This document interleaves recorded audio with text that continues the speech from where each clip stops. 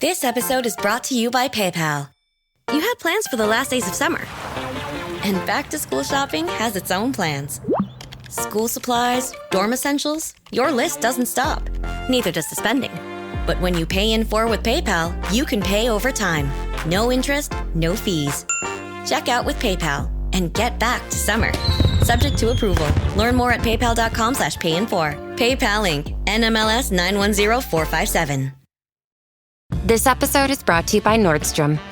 For 125 years, Nordstrom has been part of your story. The stylist who found the perfect outfit for your big interview. The first pair of walking shoes for your 1-year-old. The tomato soup you shared with your sister at the cafe. These are the moments that make Nordstrom, Nordstrom.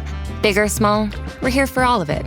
Celebrating 125 years with new moments still ahead. Discover it all in Nordstrom stores and at Nordstrom.com. Hello, difference makers. You are listening to A World of Difference. This is a podcast for the people who still believe that how we lead matters, that the conversations we have across difference, across cultures, across the distance between where we are and where the world needs to go can actually change things. I am Lori Adams Brown, and for over 5 years, I have been bringing global leaders, authors, and change makers to one table. 155,000 downloads, 100 countries, a top 3% podcast, and one conviction that has not changed. The right conversation at the right time with the right people shifts everything. If you are here, you are already a difference maker. And if you want to go deeper, the Difference Makers community is waiting for you at patreon.com/aworldofdifference. $7 a month, the price of a latte, bonus conversations, voting power, and a seat at the table where this conversation continues. The link is in the show notes. And welcome to this week's episode. I hope it inspires you. Welcome to the A World of Difference podcast. I'm Lori Adams Brown, and this is a podcast for those who are different and want to make a difference. What does it actually take to walk into rooms where no one looks like you, and then not just survive them, but change them? Today's guest didn't just break barriers. She became the blueprint for what is possible when purpose, faith, and relentless preparation converge. Her story begins in Cameroon, and it has taken her all the way to the highest levels here in Silicon Valley. And what has she learned along the way? It will change the way you think about your own journey. Welcome to A World of Difference. I'm your host, Lori Adams Brown, strategic transformation executive, founder of Brava Global Advisory, and a firm believer that difference is not a deficit. It is a superpower. This podcast exists because the world is changed by people who are willing to show up differently. And every week we bring your voices from around the globe who are proving exactly that. And I'm so honored to introduce today's guest. Dr. Marie-Ange Tagne is a globally recognized tech leader, award-winning author, and keynote speaker. She's the first African-born woman to earn a PhD in electrical engineering and computer science from here at UC Berkeley. And she has driven innovation in AI, streaming, and trust and safety at some of the world's most influential companies: Meta, Amazon, Intel, Yahoo, and Roku. Her memoir, For Such a Time as This, chronicles her extraordinary journey from Cameroon to Silicon Valley, and it is resonating with leaders, entrepreneurs, and professionals around the world who are navigating transformation with intention and purpose. Dr. Marie-Ange, welcome to A World of Difference. It is such a gift to have you here.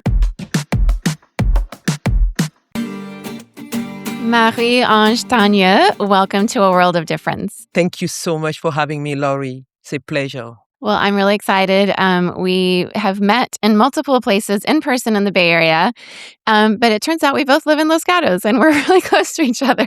So Yes. after all the places we've lived around the world, we end up here together, and I'm really excited to have this conversation with you today about the work that you do and your book. I know we've spoken when we first met, but I'm really looking forward to having the difference makers around the world get to know a little bit more about who you are. So would love to just sort of start at the beginning with you, because I do believe, context is really important when we get to know leaders. And so your journey from growing up in Cameroon to becoming a tech leader here in Silicon Valley is powerful on so many levels. How has your definition of success evolved over time? And what does purpose-driven success actually mean to you today? I love the question. I really do love the question. Just to give context, I grew up, like you mentioned, in Cameroon. Cameroon is I would say, small, medium-sized country in Africa, Central Africa, next to Nigeria. Nigeria is a big country. Many people know Nigeria. And I grew up in I think, a culture where community is everything, right? I was surrounded by by, your neighbor, your cousin, are like family member. That's a big thing about Cameroon. Another big thing about Cameroon is respect. I talk a little bit about that in my memoir, that you always, when somebody's older than you, right, you will not call somebody older by their first name. It's either auntie or uncle. These are some of the cultural nuance. The success of one person is the success of the whole community. So it's very, for people who are maybe in Asia, Latin America, when I've spoken to my friend from those places, it's kind of culture, I say, community kind of thing. A little difference or maybe similarity, depending on how you grew up, is the fact that as a girl, as a woman, it was still not equal, at least when I was growing up, and I've heard even it's not the same. So let me give you an example. When I was 5, 6 years old, I have a conversation in my book with one of my aunt who asked me, Marie-Ange, what do you want to do when you grow up? And I was bold, courageous, ambition, passionate, and I tell her I want to be the first woman to go on the moon, and I really wanted to go on the moon. I just read a book about Neil Armstrong, the Apollo 1 mission, and I was so fascinated about the space, and I was like, wow, there's another world outside our galaxy. I want to go there. And guess what she told me? And she meant well. She loved me. That auntie loved me. She told me, girls don't go on the moon. They get married, have a lot of children, cook food for their husband and their children. And I was like, so disappointed and even hurt, and I pushed the envelope because I'm like always asking the why. I was that kid asking why, and I asked her why. She tell me because by the time to become an astronaut, you have to study so many years, right? Multiple years. By the time you finish all this study, no man will want to marry you. It's stuck in my head. No man will want to marry me because I'm too educated. So I'm giving you a little bit of context of how I, like the challenge, the tension. I was a go-getter. I was ambitious. I wanted to go to the moon. But here you are, your aunt will love you, will tell you the reality that maybe think about that. That might not be the right thing for you. But still, I am a go-getter. I'm very ambitious. I really wanted to go to the moon. I love science, technology, engineering as a kid. I was actually really good at that. I think it was an innate talent that God gave me. Very good in math, very good in physics. When there were competition in my middle school, high school, like math competition, I was the first one to sign up. And when kids were playing outside in the ground, we didn't have technology. We didn't have any lab. We were playing on the ground. I would be the one doing homework or math competition. So I was actually the best in all my math class, science class, STEM class. I was like an A++ student. So my mom, who was actually a trailblazer too in her own way, in her time, she was a medical doctor, a single mom. My parents divorced. I didn't talk about that, but my parents divorced when I was a kid. I don't remember the context. And she raised me and my sister. We are just two girls. She was a trailblazer in her own way. It was not easy for her as a divorced woman, a single woman, to raise two girls in a culture, in a country like that. We had auntie, we had uncle, we had a community, but she was still a single mom. She saved 10, 15 plus years of her life to send me to the US because she knew I wanted to become an engineer. Why is that? The salary of a medical doctor in Cameroon is not as elevated as in the US. The context, $200, $300 per month is what a medical doctor makes. So she had to save that much. So I arrived in the US as an international student with $15,000. I still have that bank statement. And eventually the money was gone in one semester because of the tuition. Tuition was expensive. If you have kids in college, tuition is expensive. So what do you do? As a kid, I was a go-getter. I was a curious. We wanted to go to the moon. What do you do when you don't have any money? I start looking for a job, and I'm going to get to the question that you asked. I'm giving a lot of context there to see the journey I had to go through to redefine what is success. So I had to start looking for a job anywhere. I was in Richmond, Virginia when I came to the US, and I was looking for a job, and rejection after rejection after rejection. Finally, a Hardee's fast food restaurant gave me a chance. And I was working in the evening, cleaning bathroom, flipping burgers, catering table, doing anything that I could do to survive, making a minimum wage of $5 an hour. While I was taking classes during the daytime, I was taking 8 courses, which is 26 unit. 26 unit. That's the double amount. I had to get a special permission from the Dean of Academy Affairs because I was like, I need to take that many credit to reduce the amount of, I didn't have the money. I didn't have any money. So he gave me a special permission. Taking that much load and working in the evening full time, I was able to graduate in 2.5 years as the valedictorian, still keeping the A. So as I look at my journey where I'm coming from now, looking back, and there's a lot of story after that we can touch coming to California, Berkeley. But I want to come back to your question. How has my definition of success evolved? I've came from a very humble beginning where I've seen the power of resilience, of grit, determination, all what I've been able to. I mean, even my mom was a trailblazer and coming to the US, nothing was giving to me on a plate, and I had to work hard for me. So for me, as I think about success and as I now share, mentor other younger people, it's about how do you take all the talent, skill set that God has already given me. I was in math science, and you have to put the work. You're going to have to fight for it. You're going to have to have determination, grit, resilience. You're going to fail. There'll be not a lot of people say no. Like my aunt would tell me, Marie-Ange, women don't do this, right? A lot of rejection during undergrad, but still believing that your life has a purpose. Your life matters, that I want to achieve this. And this is the type of person that I had. I had a goal. I knew I wanted to become an engineer. I was like, whatever it takes, if it takes for me working in the evening, right, full time, making this minimum wage and still taking 8 units, 8 classes during the day, I'm going to get it done. So it's that grit, that determination, that resilience. Resilience is a big theme in my book, that you're going to fail. You're going to, all the people who are successful out there fail. But how do you turn it around, your story? And another one about this purpose-driven, for me, I also think about, I'm a person of faith. I am a Christian, that each one of us, God has created us uniquely with unique talent. I keep on coming back to talents. I had a talent in very young to be good in science. It came easy, but I also put the work. And what I'm saying is that each one of us has talent from God, that we are not on earth by accident. That Laurie, wherever you are, even as you are doing this podcast, in all the ability, think about, right? Are you artistic? Are you, do you love dance? Do you love, what are those innate talent that you have? There is a purpose for that. And the Bible, the scripture, as Christian, they say that we are uniquely, wonderfully created. So each one of us has talent that is unique. How do you use that talent and that to make a difference, to leave the world a better place? For me, that's living a life of purpose. It's just, I'm not here just by accident to breathe air.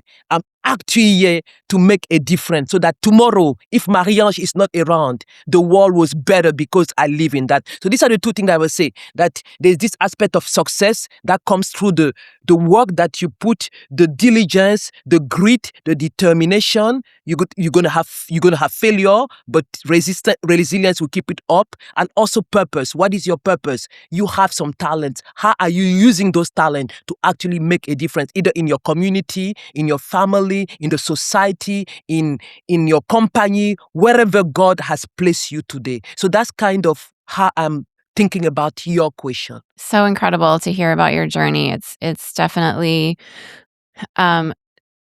we have so many journeys of immigrant stories here that are full of grit and resilience and doing what you have to do just like you did.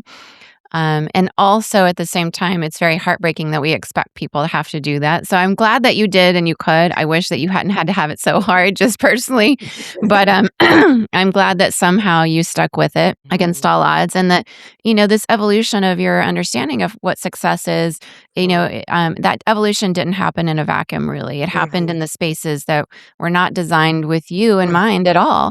And even as just one of the few Black women to earn a PhD in electrical engineering, engineering and computer science from UC Berkeley, to rise into tech leadership at the companies where you have Meta, different places, and what barriers, that you faced along the way. I'd be interested to know more about that. And also, how did you learn to turn those barriers into platforms for impact to do what you wanted to do? Yeah, lovely question. Let me share also my story about Berkeley. I stopped at my undergrad, all the grit, the determination it took me to get my BS and be the valedictorian, working full-time in the evening. But again, I wanted to become an engineer. I wanted to go to the moon. So what happened after my bachelor in science, I applied to all the best engineering school in the US. At the time, it was MIT, Berkeley, and Stanford. Berkeley gave me full scholarship. I think like a month or 2 months after I applied, no second thought, decide to come. Stanford eventually accepted me. They put me in the waiting list. They were not sure about the fellowships. I had no second thought. I came to California for my PhD at Berkeley. Those who know Berkeley, if you are from Cal, when I arrived, Corey Hall is the center of the electrical engineering department. When I arrived to Corey Hall, imposter syndrome hit. That was the first thing. I felt so small. I felt like, how can a girl like me, who was born and raised in a developing poor country, can compete with the best mind of the whole wide world? I felt like all these students, they were so smarter than me. Yes, they were no black women, by the way. They were not a lot of even women at first. So you are the only one and you feel so small. And many of my classmates have started coding when they were kids. Me, I just had a computer 2.5 years ago when I came from Cameroon. Many of them were the Zuckerberg, I like to say the Mark Zuckerberg, Elon Musk, who started company in their dorm. And I felt like, oh my goodness, I can't compete. And I really felt small and I really felt intimidated. You talk about, just breaking barrier. Berkeley was first intimidating. And I took to become a PhD student, I applied to become a PhD student. I took the prelim. You have to take a prelim exam. It's an oral exam, 3 faculties, oral, 3 faculty. You have 1 hour. They ask you question. The sky is the limit. They can ask you any type of question. So you can prepare as much as you want, but it's basically how you answer. They want to see how you answer under pressure. I study so hard. I've never studied for an exam like I studied for my prelim. I think for almost a year, I studied for that prelim. And I failed. And that was the first time of my life I failed. That's the first time because I've never failed. I told you I was an A student in Cameroon. I was a go-getter. When I put the time, the effort, I will get the grade. Same thing for undergrad. Despite the financial challenge that I was working the evening, I was able to get all A's. Berkeley was a different ball game and I failed and I was really discouraged. I felt like I don't belong. Like first you have imposter syndrome and then it's the first time of your life where you fail. And I was really quitting the program. I was like, I can't do this. This is too hard. I'm not good enough. Like so many things that women, we talk in our mind. I'm not good enough. I'm not the brightest here. These people are too smart. Guess what happened? One of the faculty member, a woman, she saw me. She saw something in me. I always like to share that story. Professor Suje King, we are still in touch. Eventually, she became my PhD advisor. At the time, she was not my advisor. She called me in her office and I felt so small. I felt like, oh my goodness, I was ashamed. Maybe she's going to be like, you're not good for this program. I was like, you're always beating yourself. But she shared her story, her own story of resilience. She told me her parents were from Taiwan originally. They came to the US as international students and they gave everything all their life for her to succeed. And she went to Stanford University and she told me, Marie-Ange, I failed my prelim too when I was at Stanford. And I look at her. She was a pioneer. She actually invented the field that I eventually got my PhD, silicon germanium MEMS, micromechanical system. I look at a pioneer that she has achieved so much. She's a professor at Berkeley and she tells me that she failed that exam. And she tells me, Marie-Ange, I wanted to quit. I see you want to quit. And I didn't quit because I believed that I had something to offer to the world of science. And she looked at me in my eyes. She said, I believe in you. I believe in you. If you want to stay, I'm here to help you. I will encourage, don't quit. Oh my goodness, Laurie, that was kind of the baton, the thing that I needed. Somebody would just see through my soul and speak life and say, I believe in you. And that gave me the courage to come back the next year. I studied smarter, not harder, like they're going to trick me with questions. It's going to be oral. It's a mental game. It's a mental game. How do I prepare myself for this mental game? She also helped me in the process. So it was still like almost an interview. More than an interview, you have to go back. If you don't know the answer, how do you figure out to get to the answer? And I was able to pass the second year. And Berkeley was, even after passing the prelim, it was another strenuous mountain of climbing. I spent night without sleeping in the clean room. I was working in the microfabrication room where you make the nanoscale. Nano stand for a billion time. 190 smaller than one of your hair. That's the scale I was working. So those devices were really tiny. So you had to wear bunny suit like the astronaut. Like everything is covered because even a little particle from your mouth will mess up your device. I like to claim that that's the clothes I got to become an astronaut because I was wearing the clothes.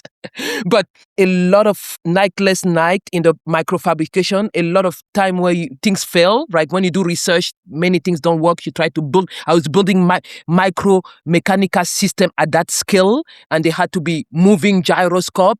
Many times it just doesn't work, and you have to figure out why it doesn't work. So again, resilience, grit, determination, right? At the end of 5 years and a half, I graduated as the first African woman to get a PhD in electrical engineering and computer science from UC Berkeley. Since 100 years, the department was created. I give all the glory to God. I didn't know that before I wrote my memoir last year. So I was a trailblazer. I was paving the way for many other women, for many other Black women to show them this is possible. So what has my story of trail? And since then, since I left Berkeley, of course, there's still not many that look like me in Silicon Valley in technology. My first job was at Intel, Amazon, McAfee, Roku, Yahoo, Meta. So I've done a lot of the big tech company that people know around the world, building digital transformation experience that have impacted millions, billions of people, and revenue that have from 200 million to billion of dollars. And there are still a lot of people that don't look like me. So what does it look for me, being the only one, is to pave the way for other people. I'm very passionate to speak. I'm in Biola University, I told you, speaking in a startup competition and encouraging, empowering the next generation that you can do it. If Marie-Ange did it, you can do it. It doesn't matter where you are coming from. It doesn't matter the color of your skin. I'm very, very bullish, very passionate about that. What does it look like to be in the room, the only room? I've learned that it's basically showing up every day and just being yourself, knowing that you are there for a purpose. Going back to the initial question, right? That I am here for a purpose. If God placed me in this boardroom or in this war room, it's because my voice matters. So I've learned over time that I have a unique contribution to bring to all the room I have. Many people might be different from other people. It might be a different perspective, but let me speak up. So using my voice to speak up, to share what I know, to share a different perspective, right? That's another way. And another thing that I do all the time, I talk about giving back, passing the baton, sharing my voice. Today, I'm also teaching a lot. I'm doing a lot of teaching, AI literacy because that's the world we live, especially to people who are non-technical, women who are scared, minority who are scared about the technology. That's the future, right? We need to be part of the conversation, really sharing my knowledge to other people, what I've learned through the process. Again, the good, the bad, and the ugly. I'm very authentic. I'm an open book, right? Really, some of the failure, there's been a lot of failure, what I've learned through the failure, and sharing that knowledge. So yeah, I would like to, the way I'm passing the baton, telling the next generation, you can be whatever you want to be, speaking up, being the voice, and sharing my knowledge. It's not just that you lived this journey, which is so inspiring, but you also wrote it down for us to read. And so, and I think that's such a profound act of courage in itself, because there is this experience of writing it down that you have to relive some of the really hard parts, the failures, the rejection, being, in that scenario where you're having to answer questions, even though you've studied for a year, and you're the first person that looks like you and has your cultural background to even probably sit there through that, and so it was more designed for somebody who wasn't like you, and just have to relive those moments to write them down can sometimes be difficult and take a lot of courage. And you did that. And your memoir, for such a time as this, it clearly goes beyond just your career narrative. Wow. When you think about, your why of writing this book, yes, which thank you for the copy. And you were at an event, Disrupt HR, which was, I think, the second time we had run into each other in San Francisco, where you were able to give some of those copies to different people. And so I wonder what you want leaders, maybe especially women, or especially those from the global South, to do differently after reading your book. And then also, what is the action you're hoping this book actually ignites in the people who hold it? Thank you for the question again. I love all your questions. They are so thoughtful and insightful. The title of my book is For Such a Time as This, From Humble Roots in Africa to Silicon Valley Leadership. This is actually a very purposeful title because if you've written a book, you might know that one of the hardest things is the title. Because what I've read through this process, by the way, I self-published the book, right? I went through the whole process myself, published on Amazon. I didn't have an editorial house. Now many people see the value. They are so touched by the book, and many editorial houses want to publish it. But what I've heard in the process of writing a book, just a quick tips for people who want to write the book, the title, the book cover and the review, and what sell the book, what make people want to buy the book. Review, because you see that a lot of people have read the book and they want to be able to say, oh, this has credibility. Cover, because we are visual. When you see a cover, you want to, oh, this is interesting cover, what it is. And the title kind of, what is this title? What is she talking about? So I had to muddle around with different titles, like some of the title is Breaking Barrier, being successful in Silicon Valley. A lot of different titles. After a while, I start thinking, there are so many books about breaking barrier. There are so many about how I made it in Silicon Valley. What is my uniqueness? What is my story about? This is something that was an internal process, reflection. I just don't want it to be like another successful book. Somebody who came from, there's a lot of that. Somebody who came from humble something and became something. I was like, no, there's more to my story. And as a believer, a person of faith, a Christian, the story of Esther, for people who read the Bible. There's a book in Esther in the Bible where Esther was actually Jewish. She was slave, taken in captivity when Jerusalem was destroyed during the Babylon invasion. Babylon invaded Jerusalem and they destroyed everything. And they took some of the Jewish in captivity. There was the Babylonian Empire and then the Persian Empire. She lived during the Persian Empire. And during that time, there was a plot that was made. During that time, first by divine circumstance, she became a queen and nobody knew she was actually a Jewish. There's a lot of background here. I encourage you to if you want, read the book of Esther. I cannot go to all the little details. It's maybe 10 chapters, but she became a queen. And there was a plot that was made by one of the enemy of the Jewish, that the Jewish people would be killed. And she never revealed her identity when she became a queen. So the king, who was her husband, didn't know that she was actually Jewish. But he already wrote a decree to kill all the Jewish people. Her uncle, who raised her, again, remember, they came in captivity, taken from their land, from Jerusalem, to this foreign country, Persia. Her uncle was the only one who knew her identity. So he went back in hiding to the palace and asked to talk to Queen Esther. And he tell her, Esther, there's a plot. There's a plot that has been decreed by your husband that all of us were going to be killed. You are here in the kingdom now as a queen. Nobody know you are Jewish. Don't you know that maybe for such a time as this, that's Esther 4:14, for such a time as this, maybe this is why you are in the kingdom. Because God, this was meant to happen, but a Jewish had to be there to save us. So what did she do? She tell Mordecai, please go and tell the Jewish people to pray for me, to fast and pray for me. I'm going to go and see the king, even though I'm not called. Normally in that culture, you have to be called by the king to go and see him. You might be killed even as his wife if you are not called. I'm going to go and break that rule, still go to his face and tell him, reveal my identity. It's even scary to reveal my identity, that I'm actually Jewish. I never said that I was a Jew. I'm not a Persian woman. I'm a Jewish. And please don't kill my people because you made this decree. So the people pray, the Jewish people pray, and she take her courage and she goes see the king. And eventually the end of the story is that the Jewish people are not killed and eventually they are restored. So why did I take that title for such a time as this, from humble roots in Africa to Silicon Valley leadership? And that's what I want to leave to the audience. That's actually my message. What I'm saying in my book in the beginning and at the end of the chapter is that all of us, no matter where you are coming from, no matter the color of your skin, your background, what you face, your challenges, you have it for such a time as this moment. All of us. I was talking about it initially. We are not here by accident. That everything that you went through, like Queen Esther, maybe the fact that you were a Jewish, born a Jewish, the suffering that she went through, probably suffering, we don't know, rape and all that, everything. It was to prepare her so that one day she can be positioned to speak up and intercede for her people. What about you, Laurie?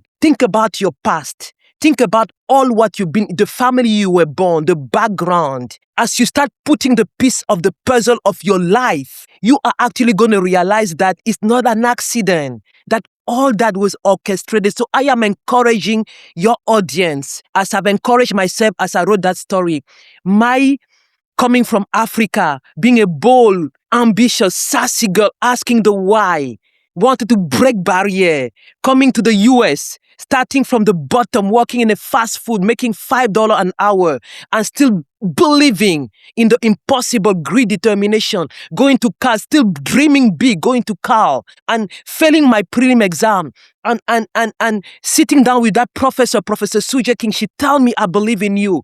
And all the tech company I've been now, even as the only one building this product, it was not an accident. It was actually a whole story meant for such a time as this. And all of us will have that moment. Your past doesn't define who you are. Your failure don't define who you are. The naysayer don't define who you are. You have a purpose. And in my book, I actually created a framework, a purpose framework that I've shared, I've published, I do a lot of writing on LinkedIn. If you see my LinkedIn, purpose, PURPOSE, that means P for preparation, U for unwavering faith, R for resilience, the other P for purposeful action, O for other focused leadership, S for steadfast courage, and E for excellence. These are 7 guiding principles that have helped me to break barrier, to be where I am.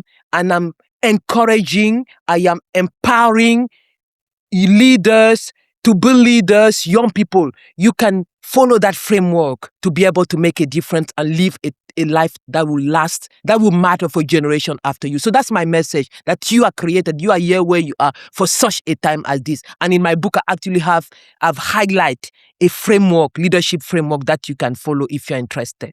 That's kind of the story of the book. I love that purpose framework. It's so relevant and timeless. From the story of Esther until today, we find ourselves here in 2026 in Silicon Valley for such a time as this that we're in, right? And so this willingness that you've shared about, your willingness to evolve, to keep moving with your clarity, with your conviction, is exactly what we need from leaders right now, especially given what's happening with AI, which you and I have both been very much involved with. And with your experience at the intersection of technology, product, and strategy across companies that are actively shaping the global digital landscape and actually how work is transforming as a whole. How do you think leaders can genuinely think through the balance of rapid innovation in AI? I mean, in Silicon Valley, I constantly am hearing speed, with empathy and ethics and inclusion of voices and perspectives like yours and many others around the world as we're framing this. That is something that will make a difference in the world, but may not include all the perspectives that need to be there. Because a lot of people are talking about this, very few are actually doing it. You name the tension right there. You name a very real tension that I am struggling and I'm addressing in my speaking and in my writing. I have my POV, my perspective, but yes, there's no one voice out there. But I will share with you what how I've been wrestling with this. AI is an amazing technology. AI is great. I mean, AI has been able to expand my own agency. I'm using AI daily. I don't even know how many tokens I have in Cloud and ChatGPT for, helping me in my calendar, helping me to be more efficient in writing content. I mean, it doesn't do the writing for me.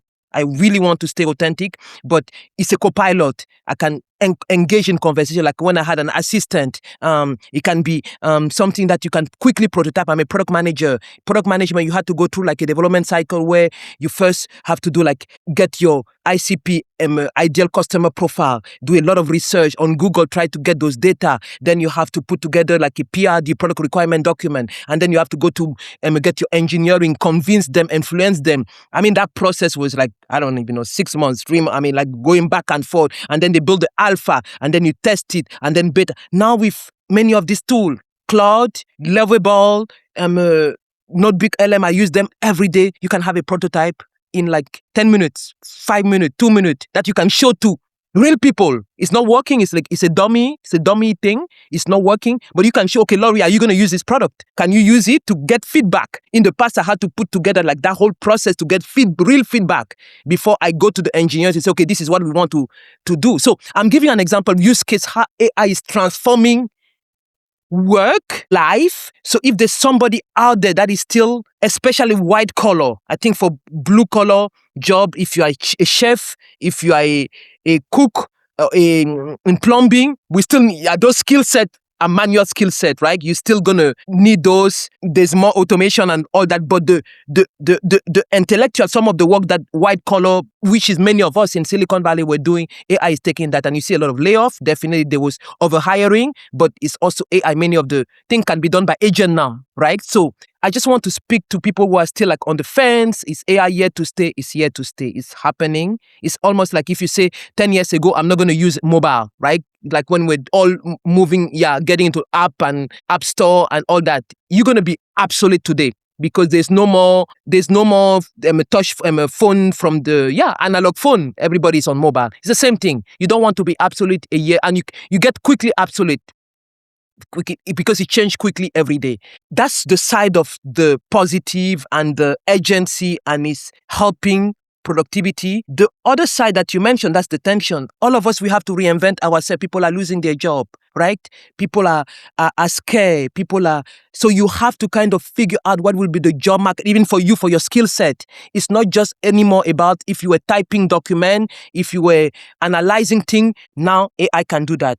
How do I add? That's where when I speak, it's about my own voice, my authenticity, who I am, my POV, my thought process. For me, I always start with this journey from humble roots in Africa. AI cannot do that. There's nobody who can do what I've done, the journey, all the experience, the good, the bad, and the ugly who took me to. You have to bring to the surface who you are as an individual, right? Because with AI, everything looks the same. So now, what does it mean, this question, to be human in the age of AI? What is your authentic voice? What do you bring to the table that nobody can bring?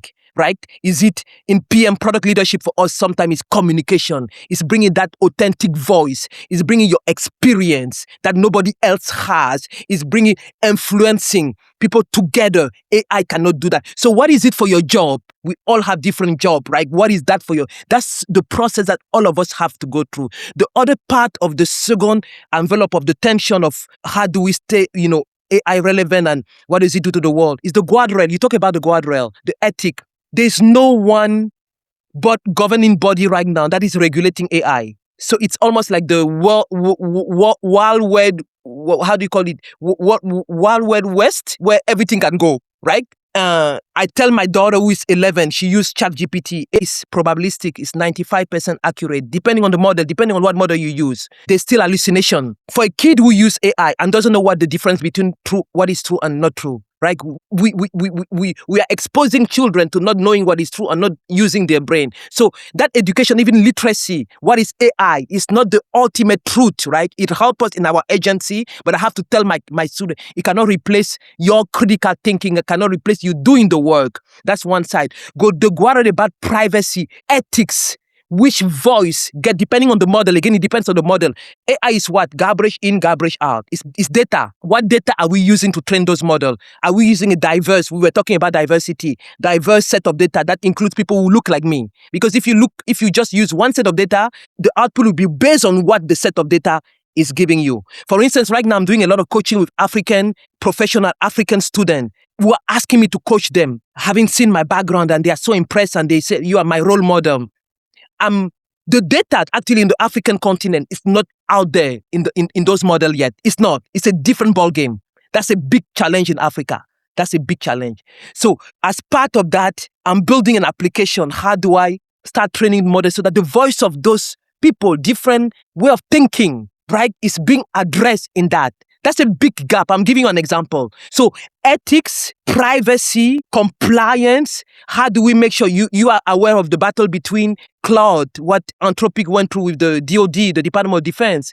We don't want to use those data for mass surveillance, right? For autonomous arms. So there's a lot of debate, a lot of political and whatever social. So that's still the tension with AI right now. And I'm pleading the community out there, be involved. Don't be on the sideline, right? If you see something that is wrong, if your AI, use it first. When AI is telling me something wrong, I say, Claude, you are wrong. This is not correct. I talk to the LLM like I'm talking to you to correct that, because it's again garbage in, garbage out. You have to train the model. If you see that what people are doing in school, right, with the AI, your student, speak up, be that voice. Talk to your representative, your local representative in your county. We need some regulation. So all of us, we have to be part of the conversation. Don't be on the sideline. That's kind of my call to action to this. When I see me as a developer or as a product leader, I have to see, how do I take the data of the people? How do I make sure that what we are doing is really what's serving the consumer, not just for profitability, to make more money, and at the end, you are hurting. You can hurt one side of the population, either women, either minority, either people who are going through LGBTQ, whatever, different class of the society. So it's important, depending on your role, where you are in that cycle, be a voice, be an advocate. And to be an advocate, you have to be aware of the technology and use it. That's kind of my call to action. And it's certainly a great one. And definitely for such a time as this, we need more people speaking about it, not just speaking, but also doing the work like what you're doing, yes, and putting it into action, because the awareness is a problem, but it's more than just being aware. It's actually doing something that makes a difference. And so I'm really glad that you're using all that has come together for this moment, because it really is a moment in history, a moment in time where so much is changing. And it really is the time to have voices and brains like yours at the table, developing for all of us to benefit from. So thank you for that work. And just thank you for your book and your story and who you are, and showing up with your authentic self, your authentic voice. Your differentiators are just incredible, inspiring, and help us to understand more even about ourselves and how to live this human life in a way where we show up as ourselves too. Because the world's waiting for each of us to just be ourselves and not little clones of each other, which we're at risk of with AI if we don't keep being human. So thank you. How can people find you and your book and more about your work? Yeah, so I'm active on LinkedIn. I post almost every other day, very active content writer. So my LinkedIn, definitely you can just find my name, Marie-Ange. I'm the only one, by the way, Marie-Ange Eyoum, Eyoum Tagne, Tagne. Really easy. You can invite me. We'd love to connect. That's one of the main way. The second way, my book is on Amazon. If you go on Amazon, you type "For Such a Time as This," from humble roots in Africa to Silicon Valley leadership. My name is the only one. You find the book. I think that I am on Twitter, but I'm not very active on Twitter. I post. If you're on Twitter, you want to connect. Facebook is now the more social thing that I do for sometimes posting family. I'm also not active on Facebook, but LinkedIn and I would say Amazon will be the two best way to reach me. Mm-hmm. Well, thank you, Marie. It's been so inspiring to hear your story. And also, I'm really glad not only that we're neighbors, but you're doing work that really is making a difference across the whole world from here in Los Gatos.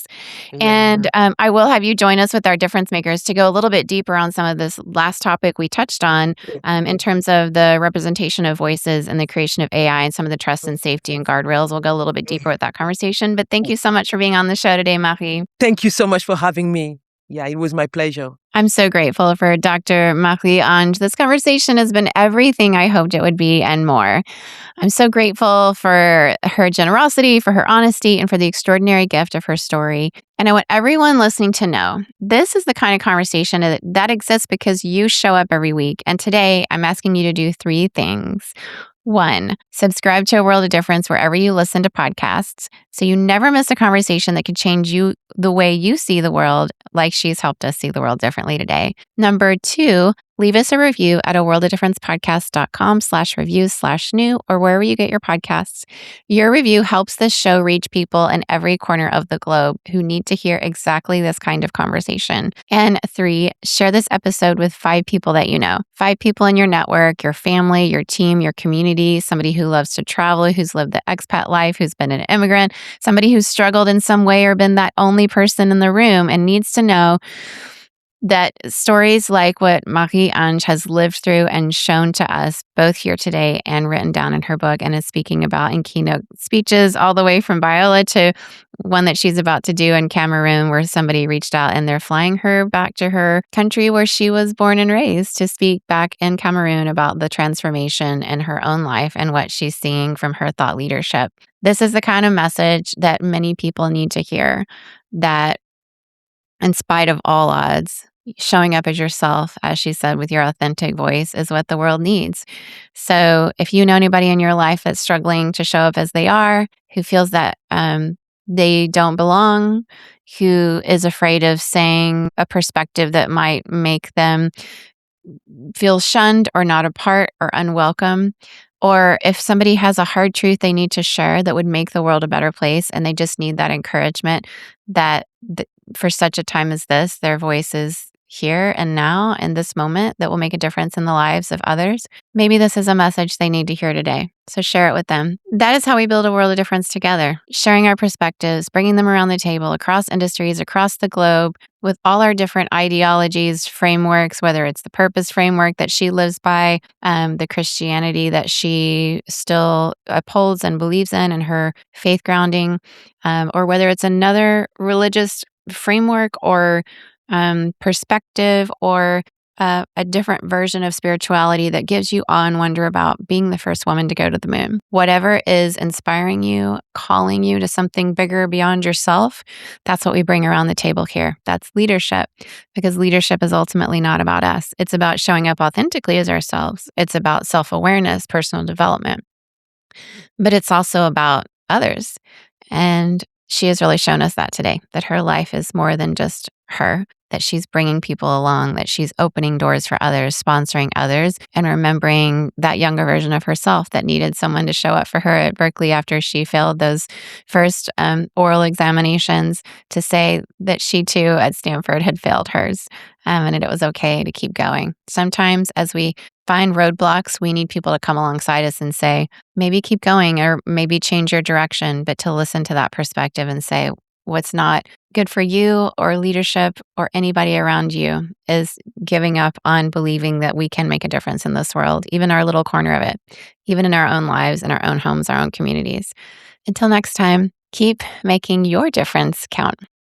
Thank you, difference makers, for being here, not just for listening, for being the kind of person who shows up for conversations just like this one, because you believe the world gets better when we understand each other more. And that is who difference makers are. And you are one of them. There are 2 ways to go even deeper. On Patreon at patreon.com/aworldofdifference. For $7 a month, you get bonus conversations and community. $25 gets you into the room where the real talk happens, live every quarter with me directly. On Substack, paid subscribers get full essays, no paywall, and a monthly live conversation where I say the things I can't say anywhere else. Links to both of those are in the show notes, and I would love for you to join me in both of those places. If this episode stayed with you, share it with 5 people you know who need this right now. That is how we grow this, and that is how we grow ourselves at the same time. I am Lori Adams Brown. Until next time, difference makers, go keep making a difference.